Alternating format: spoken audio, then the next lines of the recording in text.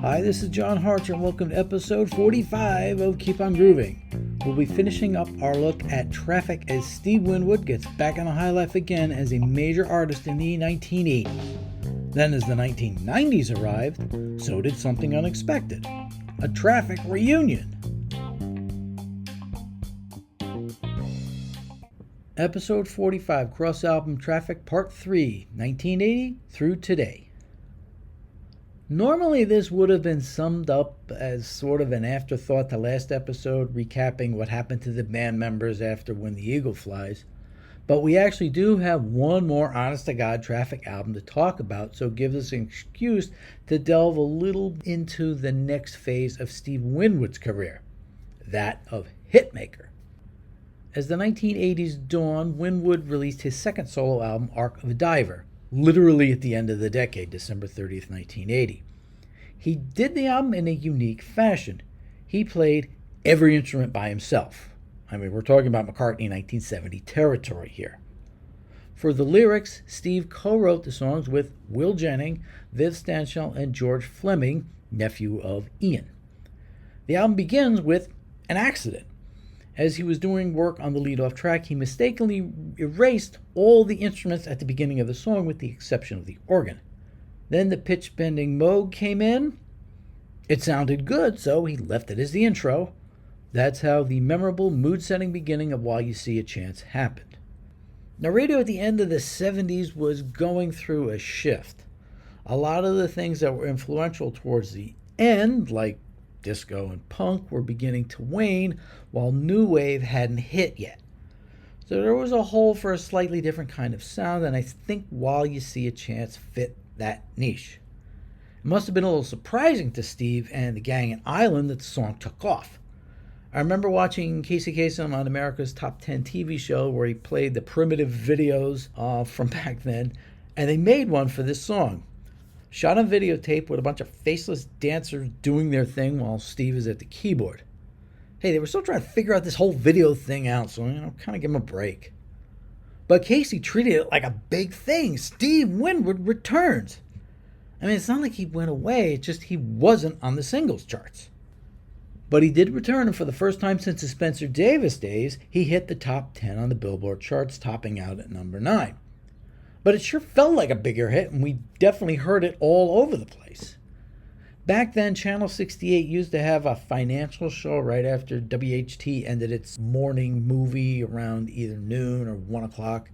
It was hosted by Lou Leonard and Consuelo Mack, for those of you who know the New York area and television back then. And I just remember the show's opening was the opening to While You See a Chance, so it was everywhere. The Arc of a Diver album was even more successful, topping out at number 3, the highest he'd been since the Blind Faith album. So there was an audience that was looking for more music from him. Probably would have been a good time for a tour, but he decided not to. This may have played into what happened with his next album, Talking Back to the Night. Once again, he recorded at his home studio and played all the instrument himself. His wife Nicole did pitch in on backing vocals on a few of the songs. On paper, it should have been at least somewhat anticipated and well received. But when the album came out in 1982, it didn't reach the heights of the previous album, making it to number 28. Its first single, Valerie, also didn't do as well, making it to just number 70 on the Hot 100. Part of it, I think, has to do with the sound of the overall album. Arc of a Diver had a full sound on each song. Nothing felt like it was missing. Talking Back to the Night, to be honest, sounded like an album of demos. For me, the main reason for this is the drums. Arc had a combination of actual drums and electronic percussion, and it served the material well. Talking Back to the Night had a drum machine, like you'd use when you're making demos to provide a beat for the song that you're going to replace later on. Only this time, it wasn't replaced. These were the drums. Songs were okay, but the arrangement did them no favors. Steve would come to the same conclusion and made some changes on a number of them. We'll talk about those changes and how it led to future successes in a little bit. Despite its less than expected performance, Steve decided to do a short tour of the UK and Europe in June and July of 1983. This coincided with a big charity show taking place at, you know where, Royal Albert Hall. Ronnie Lane, the bass player for the Faces, had come down with multiple sclerosis. So his buddies in music decided to do a fundraiser to help him and other MS sufferers get the treatment they needed to possibly help live a better life. It was called the ARMS Concert, Action into Research for Multiple Sclerosis. The big drawing card would be, for the first time ever, the three big Yardbirds guitarists, Eric Clapton, Jeff Beck, and Jimmy Page, would appear together. The three would do individual sets and then do a jam session at the end. The Royal Albert Hall show had an additional performer in Steve Winwood, who appeared at the end of Clapton's set. He did covers of Junior Walker's Roadrunner and Al Green's Take Me to the River. No, it wasn't an original Talking Heads song, they covered it too. His own song Slow Down Sundown from Ark of a Diver, and a supercharged arrangement of Gimme Some Lovin' along the lines of the one from Welcome to the Canteen, only faster. When they decided to turn the one-off show into a tour in the U.S., Steve couldn't go to do his own commitments, so his place was taken by Joe Cocker. Interesting in light of a future show I'd see. Again, more on that later. His solo shows generally consisted of Roadrunner, more on this later, Vacant Chair from his first solo album, a number of cuts from both Ark of a Diver and Talking Back to the Night, though While You See a Chance was only occasionally played, oddly enough. Some shows had traffic songs like Dear Mr. Fantasy and Low Spark, others didn't. The shows typically ended with Spencer Davis's No, Not What You Think, Somebody Help Me. But Gimme Some Lovin' and I'm a Man did pop up a few times. Though Talking Back to the Night didn't yield any major success, in 1983 he was able to help out a friend get his only charting single. You guessed it, Jim Capaldi. He'd been splitting time between the UK and Brazil, the home of his wife, so that influence began to work its way into his material. He and Steve worked together on his Fierce Heart album in 1983. Now, Winwood used his same general recording technique from his last couple albums with Jim, though Capaldi played real drums, so again it made it sound fuller. Record companies back then almost always put out at least one single from their albums in hopes of getting some kind of airplay. I'm sure WEA didn't expect much from their release of That's Love in April, but they got a pleasant surprise. The song did get a little traction on the radio, and the video, featuring Capaldi, Winwood, and real-life couple Eric Bogosian and Joe Bonnie, did get some airplay on MTV. Now, the song only topped out at number 28, but when I checked out the video to see what the song was, I definitely knew it. The kicker was the end of the chorus, You'll never change the world. I definitely heard that. It turned out to be Capaldi's only top 40 hit as a singer, but at least he got one. So, good news for these two Traffic members. Unfortunately, 1983 was also a sad time for two other members of the band. In January, percussionist Rebop Quackabop passed away during a performance with Jimmy Cliff from a cerebral hemorrhage. Then in July, Chris Wood passed away from liver disease. After the band broke up almost a decade earlier, he'd struggled with chemical dependence issues. He had a solo album almost fully put together in 1978 named Vulcan, but it didn't see release until 2017. His marriage to Jeanette Jacobs had been tumultuous. By the 80s, they'd separated. Then in 1982, she died from a seizure at the young age of 31. This, followed by Rebop's passing, took a heavy toll on Wood. He came down with pneumonia and passed away soon after. Winwood's own marriage had been suffering as well. He married Nicole Weir in 1978, and she appeared on several of his recordings, including, as mentioned, Talking Back to the Night, as well as Capaldi's Fierce Heart. But by the mid-80s, the two started spending a lot of time apart. Around that time, Steve wanted to make another album, but this time take a different approach.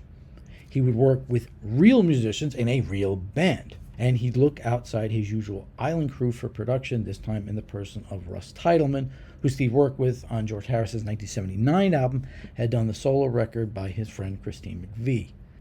The album would be engineered by the Lord Alge brothers, Chris, Jeff, and Tom, and they'd be important in his future recordings. As for musicians, on guitar he'd get guys like Nile Rodgers and Joe Walsh, Steve Ferroni and John Robinson on drums, and backing vocals by Chaka Khan, James Taylor, James Ingram, and Dan Hartman. Not a bad lineup. The album was recorded in New York, which proved to be the final straw in his marriage to Nicole. The two divorced in 1986. But he bounced back quickly, becoming involved with Eugenia Crafton.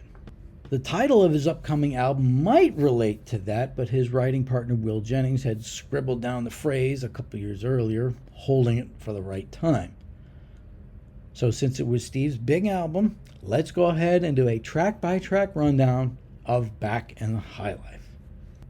The album starts off with the song that signaled Steve's return, Higher Love. Written with Jennings, the song's arrangement immediately showed this was a different Steve Winwood. Opening with a Latin hip-hop drum riff with Rogers and Kahn on the recording, the song struck a chord in that summer of Genesis. I mean, if you remember, the charts were awash with current and former members of the band, plus they had their new album out. And Higher Love not only ended up hitting the top 10, but this time topped the charts, giving Winwood his first U.S. #1 single. Plus the video with Nile Rodgers and Shaka Khan was very successful on MTV. Back in the High Life indeed. The song ended up being so popular, Whitney Houston recorded a cover of it for her I'm Your Baby Tonight album in 1990, but it only saw a release on the Japanese version. However, a few years ago, the song was released in the US and got some decent airplay. Take It As It Comes was next. To me, it sort of sounds like a rework of Gimme Some Lovin' done sideways. The album's second single was next, Freedom Overspill, written with Fleming and James Hooker. Joe Walsh pitches in on slide guitar, and Steve's Hammond is prominent throughout. The single cracked the top 20, and the video was a change of pace, with Steve covering his eyes one at a time, then switching. The title track ended side 1, well, the title track plus the word again. The lead instrument is the mandolin, one that would also be prominent on Bruce Hornsby's Mandolin Rain a few months later. Backing vocals were done by James Taylor, who would soon be back in the highlight himself with his Never Die Young album a year or two later. The video features Steve and Eugenie hanging out and dancing. Definitely different from all those hairband videos of the day. The single is one of those great, didn't quite make the top 10 songs. It sold out at like 11 or 12. Take the Money and Run, Life in the Fast Lane, Edge of 17. This is kind of in that camp. Side 2 kicks off with The Finer Things, another one from Steve and Will. It's a very 80s keyboard-driven number, but again, despite of what music was like in general back then, it resonated. The song did hit the top 10, topping out at number 8. It was #1 on the adult contemporary charts and was very popular on MTV, which was a semi-staged live performance. Another Winwood Jennings composition, Wake Me Up on Judgment Day, followed. Despite its somewhat apocalyptic title, it's a very soulful number with a cool Nile Rodgers solo. The next to last song is Split Decision, co-written with Joe Walsh. As you'd expect, it's a very guitar-driven number with Steve's Hammond doing counterpoint, kind of like how Steve and Jimmy would play together on their tracks. It wasn't released as a single, but it was a staple on rock radio. I heard it all the time on WNEW. It also may have played a part in the cult favorite Madam Web. If you remember the show Miami Vice, it was very big on including great songs in the soundtrack. In a season 3 episode, they used this song for a scene where Sonny and a local madam, shall we say, get busy. What made it very interesting is the madam was played by Don Johnson's former wife, Melanie Griffith. I remember watching that scene and going, I think they're going to get back together. Sure enough, a year later, she split up with Stephen Bauer, Manny from Scarface, and Mary Johnson. Now, that didn't last. It followed the tabloids. She went on to marry Antonio Banderas and split with him. But her time with Johnson left one lasting legacy, her daughter, Dakota Johnson. Wonder if Steve or Joe has ever seen either Madam Web or 50 Shades of Grey. Yeah. The last song is My Love's Leavin', co-written with Viv Stanshall. Again, this sounds like it was made for this situation with Steve's marriage breaking up during the recording of the album. There may have been some elements of it, but the song was done before the actual breakup. He'd also done a demo of another song with Steve, but it hasn't surfaced to the best of my knowledge. The album came out in late 1986, just after I graduated high school. It made it all the way up to number 3 again, but this time it felt like a bigger album because of the videos that were on MTV all the time. Plus, Steve actually did tour for this album. He struck at the right time. It was a very busy touring schedule that year for a lot of bands. In a 6-week stretch in the fall, I saw Genesis at Madison Square Garden on September 30th, Billy Joel at Madison Square Garden 2 weeks later on October 15th, the night the Mets won the pennant in that 15-inning game. On October 28th, I saw Journey at the Meadowlands, the show I referred to a couple episodes ago with the traffic question. And on November 10th at the RAC, a.k.a. Rutgers Athletic Center, I saw Winwood with the gang from college. I just checked the set list. He played the entire Back in the High Life album. He opened with a medley of Low Spark and Glad, did While You See a Chance, Arc of a Diver, and Slow Down, Sundown from Arc of a Diver. Valerie and Help Me Angel from Talking Back to the Night, and towards the end he did his 2 big U.S. hits with Spencer Davis, I'm a Man, and of course ending with Give Me Some Lovin'. So Winwood was now a modern hitmaker and on people's radar again. While recording the album in New York, he ran into Billy Joel, who asked him to play in his upcoming album, The Bridge. Steve's definitive Hammond sound is clear as a bell on the final track of that album, Getting Closer. As it turns out, Winwood's contract with Island was coming to an end, and at those times, it's inevitable to release a compilation album. With his big run of hits right behind him, in October 1987, he released Chronicles. But it wasn't your typical best-of package. It contained songs from all 4 of his solo albums up to that point. From High Life, it only had Higher Love in its single edit iteration. The other 2 songs were the ones that didn't get much exposure, Wake Me Up on Judgment Day as an opener, and My Love's Leavin'. From his first record, he chose Vacant Chair, a song he'd done on his European tour in 1983. From Arc of a Diver, he picked the title track, Spanish Dancer, which was a B-side in some country to various songs, and the single edit of Why You See a Chance.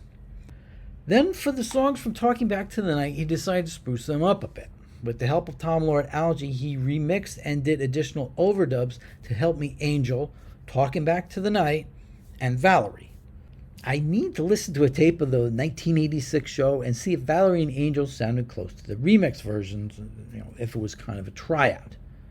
With the songs from High Life still in heavy rotation over a year later, the label released the remix version of Valerie as a single and did a modern redo of the 1982 video by putting a computer paint job over the original footage. This time it hit the right audience, got into heavy radio and MTV rotation, and became another top 10 hit. Sometimes it takes songs a little while to catch on.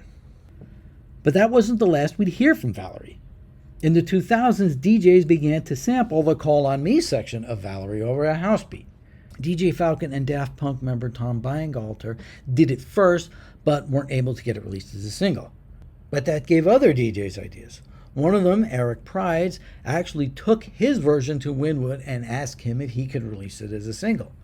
Steve did him one better and redid the vocals so they'd match the song a little better. So instead of Call on Me, Valerie, he did it as Call on Me, Call on Me. That became the title of the new song, and it was a major hit on the dance charts in 2004. Also of interest is the video. Word of caution, if you still work in an office, try not to play the video in front of coworkers. You might get in trouble with HR. Winwood's success ended up spilling over a bit to his Traffic bandmates. Dave Mason's 1987 album Two Hearts was his first album in 7 years and received more notice than it would have due to Winwood's presence on a few tracks. The album was recorded in Nashville with former Allman Brothers keyboardist Mike Lawler. If you've seen the Brothers of the Road video, he's that guy with the guitar during One Way Out. It's not a good look, but he's a good player. So it was in Steve's neighborhood, his wife being from Nashville, and they ended up relocating there. Something in the Heart featuring Winwood on keyboards and Dream I Dream, a duet with Phoebe Snow, didn't crack the Billboard Hot 100, but did get airplay on rock and easy listening stations. Steve also played on Jim Capaldi's 1988 album Some Came Running. I thought I remember hearing a song from it, I just can't place it. For the first time in his career, Steve switched labels from Island to Virgin Records and released Roll With It in June of 1988. And also for the first time in his career, he had a solo #1 album in the US. The lead-off title track was released as a single right before the album came out and became his biggest U.S. single, hitting #1 and staying there for 4 weeks in the summer of 1988. I think he actually kept Pour Some Sugar on Me from getting to #1. The song was originally credited to Steve and Will Jennings, but eventually people noticed it bore some similarities to Junior Walker's I'm a Road Runner by Motown hitmakers Holland, Dozier, and Holland. This song was actually a totally different one than Bo Diddley's, so if you've heard the Who cover that, and different songs. Now, I remember Steve did use it as an opener on his 1983 UK tour, so BMI ended up adding the Motown trio to the writers list.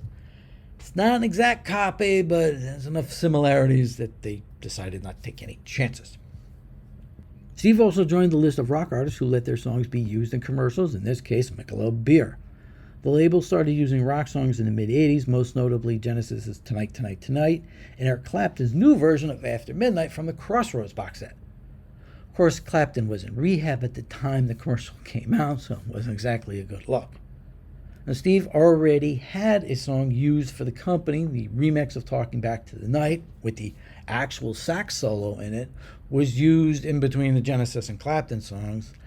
I thought it would have helped make it be a bigger hit, but would have loved to seen Steve do this one live, but never did. When Steve went on tour that summer, it was sponsored by Michelob, and the side 2 opener, Don't You Know What the Night Can Do, was used in the commercials. When it was released as a single that fall, it went top 10. This would be the last of Winwood's top 10 singles. The next single, Holding On, was almost the last one, but stalled out at, guess where? #11. In some countries, Put On Your Dancing Shoes was also released as a single. Not in the U.S. One more U.S. single, Hearts on Fire, featured Eugenie in the video, but it didn't end up cracking the top 40. It did, however, feature Jim Capaldi as a co-writer for the first time since the 1977 self-titled album. This would yield fruit in the very near future. As I mentioned, Steve was on tour in 1988. When we went to see him at the Garden State Art Center, now the PNC Art Center, we ended up getting lawn seats, which is their version of festival seating, first come, first serve. My buddy David was up from Arkansas and went to the show with my buddies from college. However, they chose to hang out in the parking lot for a while, doing what you do in the parking lot of a concert. If we had seats, it would have been fine. As it was, by the time we got in, the lawn area was totally gone. David and I ended up in a gully along the side of the stairs off to the right. Thank God it didn't rain. Eesh. Steve continued to show up as a featured artist. At The Who's LA performance of Tommy, he played Eyesight to the Blind like his buddy Eric did in the film. He then helped out another of his fellow Who guest stars, Phil Collins, on his next album, Blood Seriously. Winwood's next album came out in 1990, Refugees of the Heart. But something had begun to change in the radio and record industry.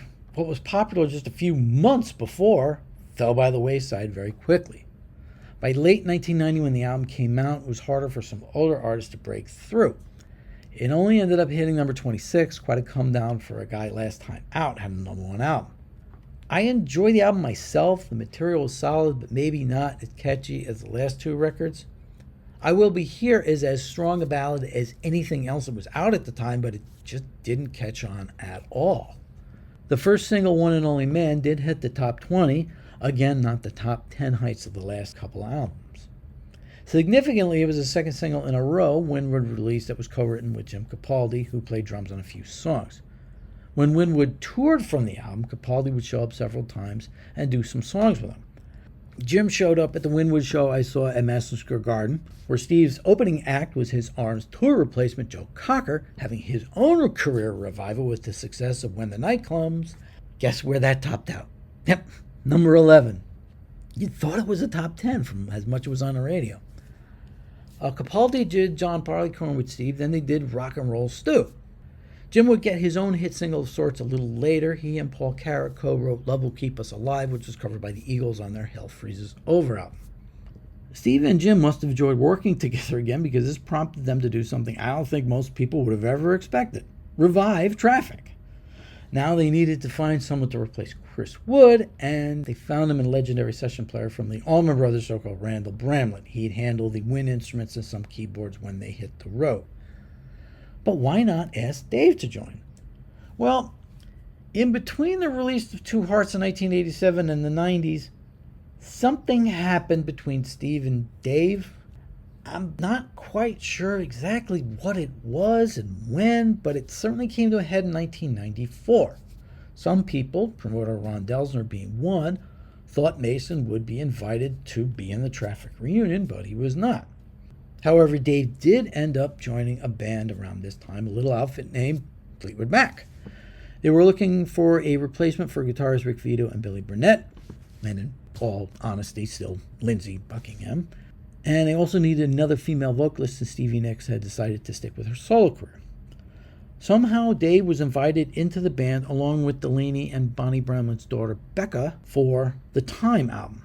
However, when it came time to go on tour, Christy McVie opted out since she was an old friend of Steve's and ostensibly took his side on whatever happened back then. The lineup only lasted a few months before Lindsey and Stevie returned for the Dance album, which put them back in the spotlight. Traffic released Far From Home in early May 1994.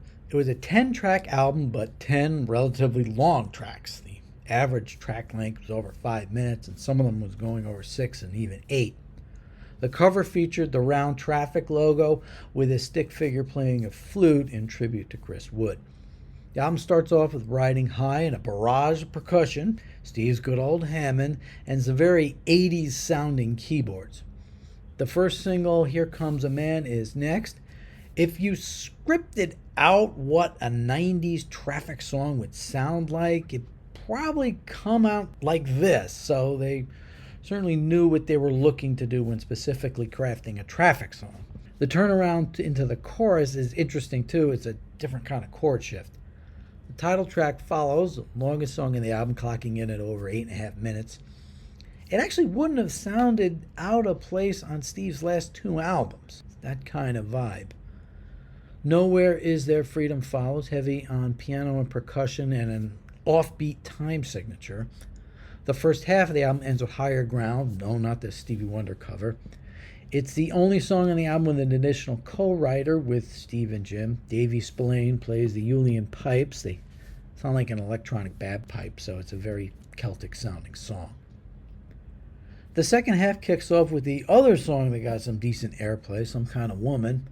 It's another one that probably wouldn't have sounded out of place in either Roll With It or Refugees of the Heart. Every Night, Every Day is even more so, containing a complete synthesized horn section. This Train Won't Stop gets back to a more Traffic sound, yet it's very reminiscent of Freedom Overspill. The penultimate number, State of Grace, harkens back to the sound of the songs on When the Eagle Flies, very mellow and solemn. The album ends with Mozambique, an instrumental where everyone goes off. Everyone being just Steve and Jim, but you get drums, another kind of percussion, you get a heavy bass line, you get screaming guitar, and of course, the Hammond B3. The album only made it to number 33 on the charts, of course with no hit single, but in 1994, the heart of the grunge era, that wasn't too bad, even though it charted lower than Refugees of the Heart, which was a disappointment to everyone. As I mentioned, the two hit the road with Randall filling in for Chris, Roscoe Gee back on bass, Mike McAvoy on other various instruments, and Wilfredo Reyes Jr. on drums and percussion. The tour hit a lot of the summertime venues and they even played Woodstock 94. That was the ultra muddy one, not the ultra violent one in 1999. Over a decade later, they released a live album from the tour entitled The Last Traffic Jam. It consisted of Pearly Queen, Medicated Goo, Mozambique, 40,000 Headmen, Glad, Walking in the Wind, Low Spark of High Heel Boys, Light Up or Leave Me Alone, Dear Mr. Fantasy, and Give Me Some Lovin'. The tour also featured Freedom Rider, Empty Pages, Rock and Roll Stew, and Rainmaker from time to time. The album was called The Last Traffic Jam for an unfortunate reason. More on that in a minute. While Steve were doing the promotional rounds for the album, I actually got a chance to meet them at the Hard Rock in New York when it was up on 57th Street near Carnegie Hall, when it had the back of the Cadillac acting as a roof over the door. They had such great burgers back then. The two of them were waiting to talk to their next interview, so I got Steve's attention and, of course, talked to him about Jimi Hendrix.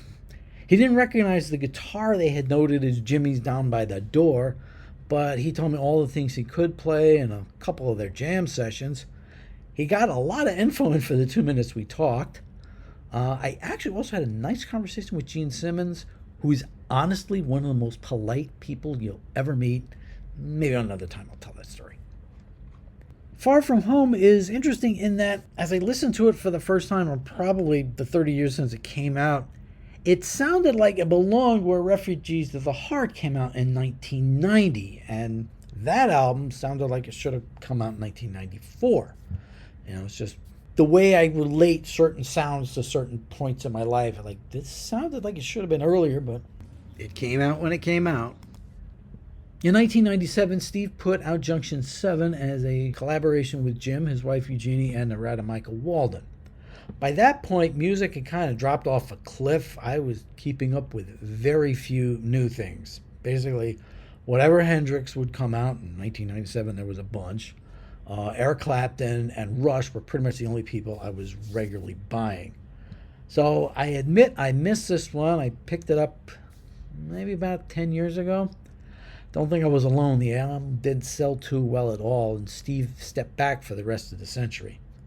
Okay, it was only 3 years, but let's make it sound dramatic. Steve returned in 2003 with About Time, an album that almost could have been called the Traffic album owing to the musical style. Oddly enough, this was the first album in quite a while without a collaboration with Jim Capaldi. Jim did keep busy even during a tour with Dave Mason, which later yielded a live album. However, Steve's work on the album and subsequent tour did spark talk with Jim about doing something in 2005, but unfortunately was not to be. Jim was stricken with stomach cancer and died in late January 2005. Now you see why the live album was called The Last Traffic Jam. It did take Steve a few more years to come out with a new solo album, 9 Lives, which came out in late April 2008.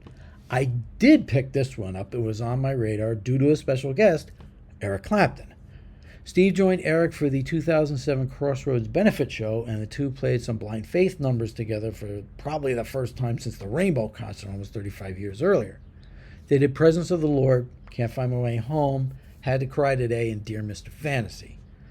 This helped lead to the two of them doing a series of concerts at Madison Square Garden in February 2008. I'll talk about these in a minute.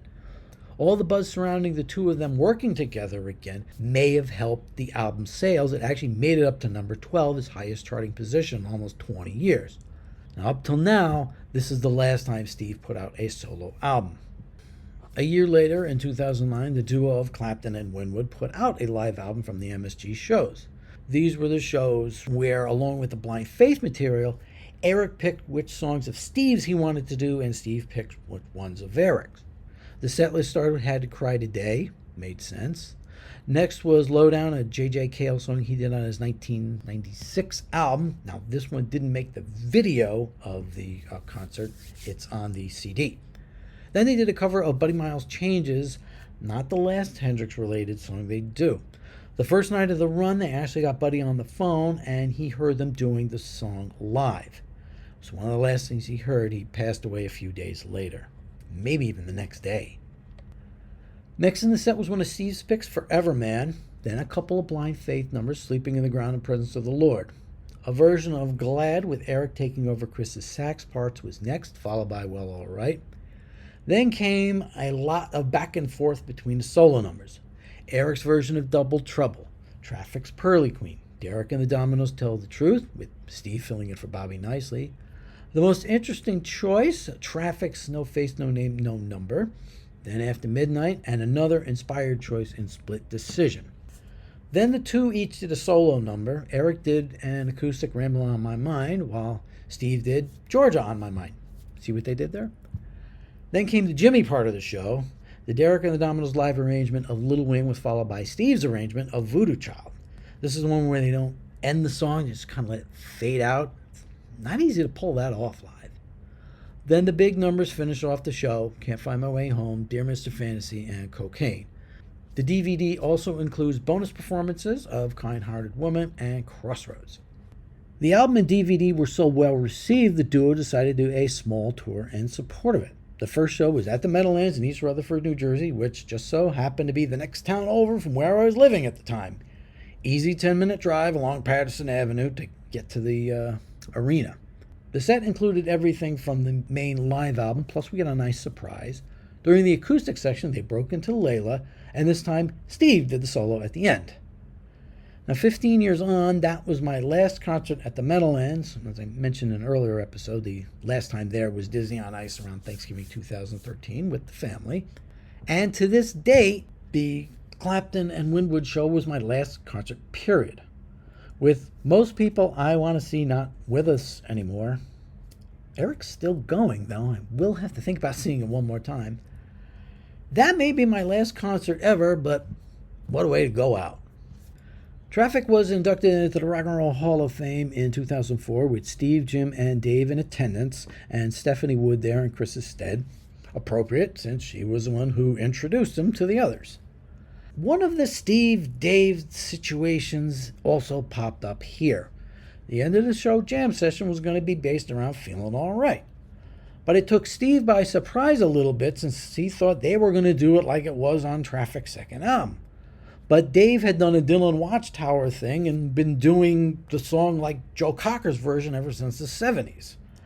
So Steve just had to do the best he could to follow along.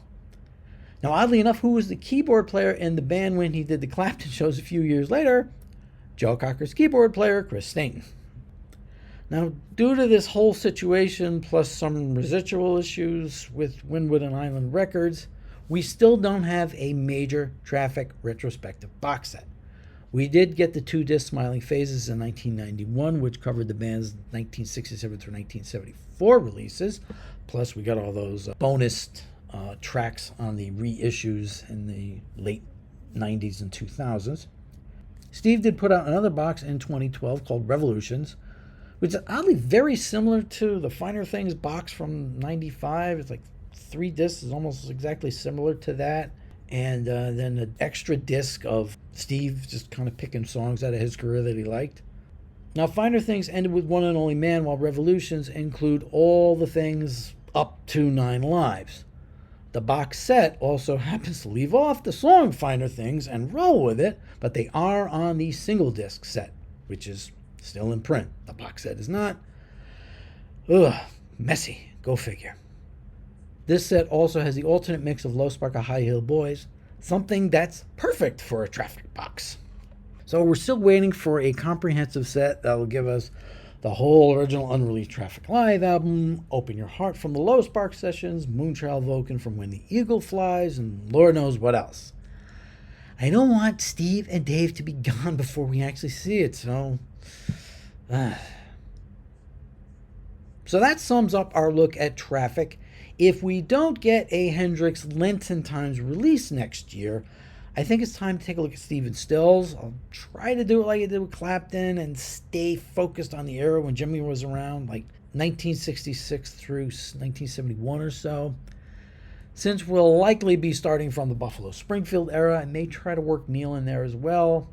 71 seems like a good endpoint for him as well. Graham Nash is on Axis, so that ties in too. Now, David seems like the Jim Capaldi. He was there and around at the time, but didn't get to work with Jimmy in any major way, so he'll kind of be on the outside, but he does have a significant album there. We'll see how it comes together. These things just evolve as I do it. As for what's next, well, we know the Electric Lady documentary has been licensed for release on streaming, most likely by the end of the year. There have been little things popping up that may mean a full announcement is forthcoming, but we haven't gotten it yet. So in the meantime, we'll review other parts of Jimmy's lead up to the next album.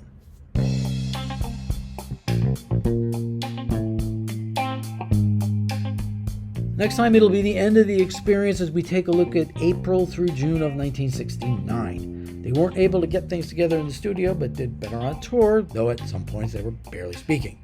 Such is the artistic tension. That's next time on Keep On Grooving. Please hit the subscribe button wherever you're hearing this. I'm John Hartranft. Thanks for listening.